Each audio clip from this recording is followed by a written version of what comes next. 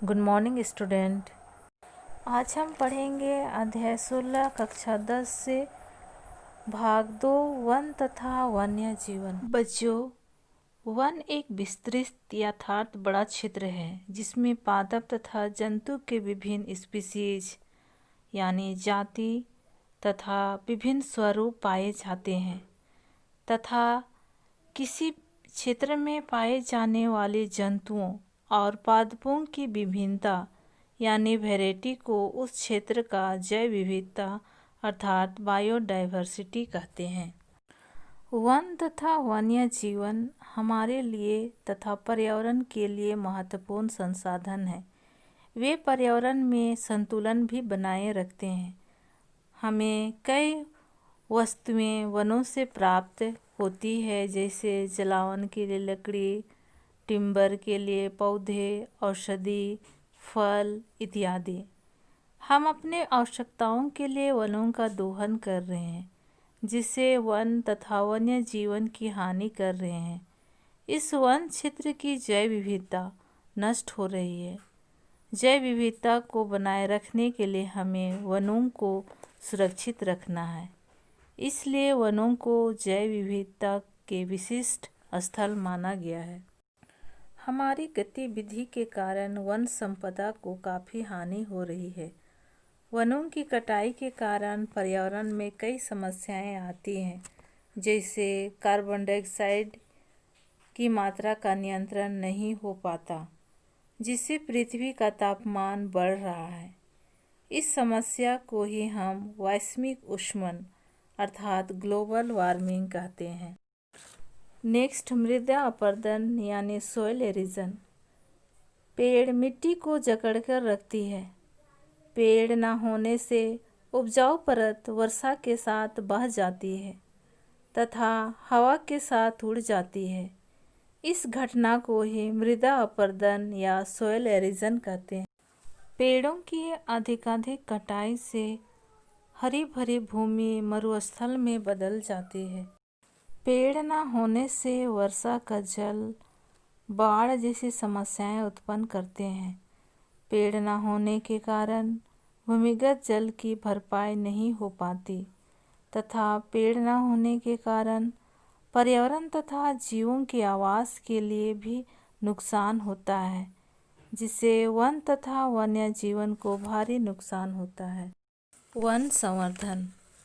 One संवर्धन के लिए हमें वनों से संबंधित व्यक्तियों की पहचान कराना होती है, जिन्हें हम दावेदार यानी स्टॉक होल्डर कहते हैं। वनों के संवर्धन में प्रमुख दावेदार इस प्रकार के हैं। स्थानीय लोग। स्थानीय लोग वन से विभिन्न वस्तुएं प्राप्त करते हैं, इसलिए वे वनों का संवर्धन करते हैं। अंग्रेजों के आने से पहले भी लोग वनों में रहा करते थे। क्या इससे वनों को नुकसान हुआ? नहीं। उन्होंने ऐसी विधि का विकास किया था जिससे संपोषित विकास हो सके। अभी भी वनों का संरक्षण की परंपरा स्थानीय लोगों ने जारी रखी है। अंग्रेज वनों का अत्यधिक दोहन किया। जब वनों का दोहन का नियंत्रण सरकार के वन विभाग एवं वन क्षेत्र को नष्ट करके इस पर एक ही प्रकार के वृक्ष लगाए गए। इससे उद्योगपतियों को कच्चे माल का स्रोत तथा वन विभाग को राजस्व प्राप्त हुआ, लेकिन बड़े पैमाने पर जैव विविधता नष्ट हो गए। इससे विभिन्न प्रजाति लुप्त हो गए अर्थात लुप्त होने के कगार पर हैं। प्रकृति एवं वन्य जीवन प्रेमी। प्रकृति एवं वन्य जीवन प्रेमी वनों पर निर्भर नहीं है, लेकिन वनों का प्रबंधन में उनका महत्वपूर्ण योगदान है। वे समाज को वनों का महत्व को बताते हैं तथा संशोधन का संदेश देते हैं। वे संसाधनों का दोहन अविवेकपूर्ण ढंग से करने को भी रोकते हैं। स्थानीय निवासी अपने परंपरा के अनुसार वनों का संरक्षण करने का प्रयास कर रहे हैं। चलिए इससे संबंधित कुछ उदाहरणें देखते हैं। सन 1731 में राजस्थान के जोधपुर में स्थित खिजरेली गांव में खिजरी वृक्ष को बचाने के लिए गांव के 363 लोगों के साथ अमृता देवी बिश्नोई अपने आप को बलिदान कर दिया था। भारत सरकार ने जीवन संरक्षा हेतु अमृता देवी बिश्नोई राष्ट्रीय पुरस्कार की व्यवस्था की थी।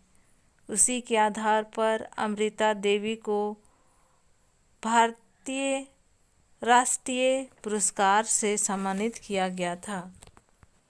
दूसरा उदाहरण चिपको आंदोलन। सन 1970 की शुरुआती दशक में हिमालय की ऊंची पर्वत श्रृंखला में स्थित गढ़वाल के रेनी नामक गांव में एक महत्वपूर्ण घटना हुई।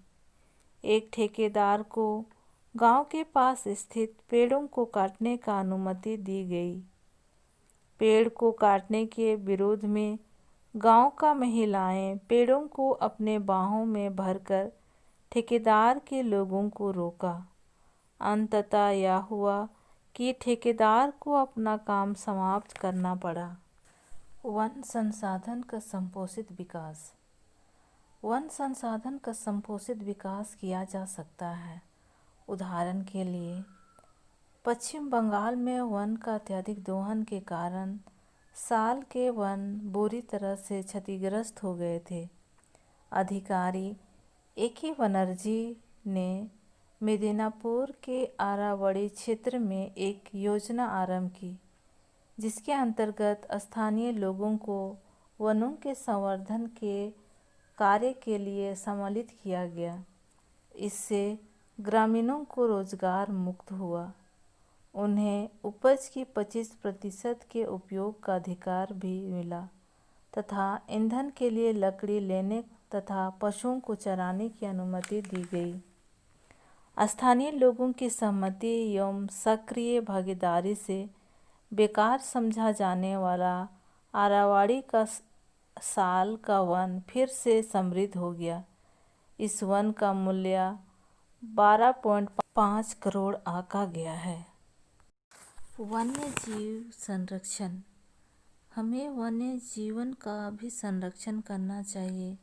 इसके लिए जंतुओं का शिकार पर लगाया गया पाबंद पर यथोचित ढंग से पालन करना चाहिए।